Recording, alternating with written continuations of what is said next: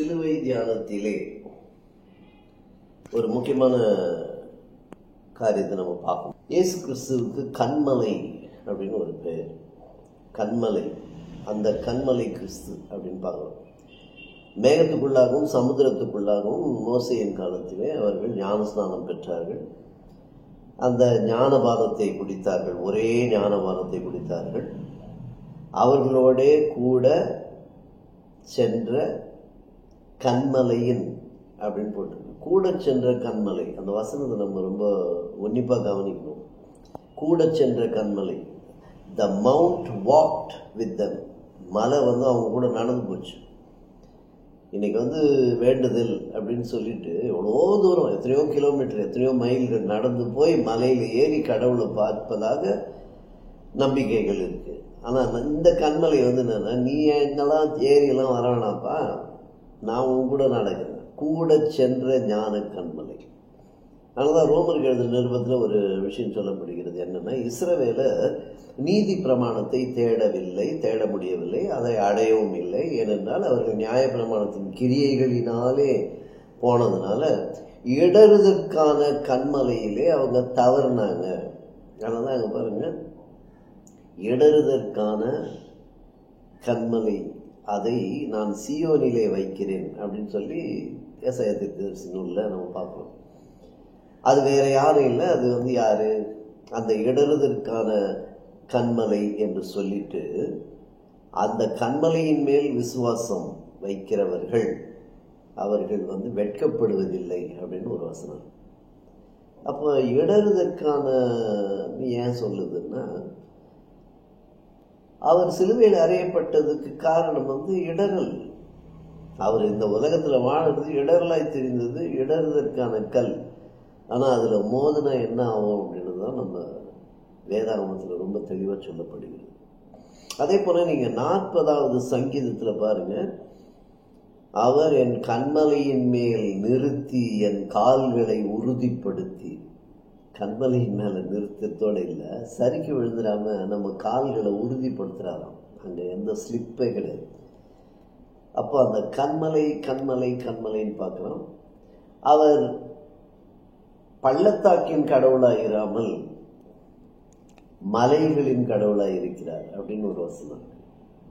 நான் தான் அடிக்கடி சொல்லுவேன், மலையான், மலையப்பன் அப்படின்ற பேரெல்லாம் கிறிஸ்தவ பேர். ஏனென்றால் அவருக்கு பேரே அதான், கண்மலை, மலை அப்படின்னு சொல்லப்படுகிறது. அதே போல இஸ்ரவேல், அதாவது எருசலேமில் 7 மலைகள், முக்கியமான மலைகள். அந்த 7 மலைகள், அந்த இஸ்ரவேலுக்கு இன்னொரு பேர் சீயோன் மலை. சீயோன் என்பதற்கு இன்னொரு பேர் இயேசு கிறிஸ்து. 7 மலை என்பது கூட இயேசு கிறிஸ்து என்று நம்மால் சொல்ல முடியும். அந்த மலையுடைய பேரெல்லாம் நீங்கள் பார்க்கலாம், முக்கியமான அந்த 7 மலைகள். அப்போ அந்த மலை மலை மலை என்று சொல்லும்போது உயர்ந்த கண்மலை அப்படின்னு நான் சொன்னேன், என் உயர்ந்த அடைக்கலம் அப்படின்னு சொன்னோம்.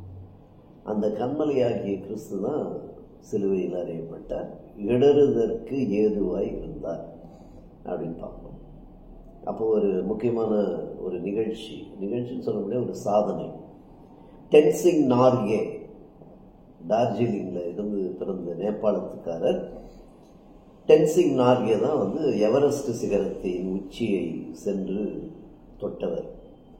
6 முறை தொடர்ந்து தோல்வி, 6 முறை முயற்சி செய்து கடைசியாக 6வது முறை தான் அதை அடைந்தார். அவர் கூட இன்னொருவரும் எட்மண்ட் ஹிலேரி, நியூசிலாண்டை சேர்ந்தவர்.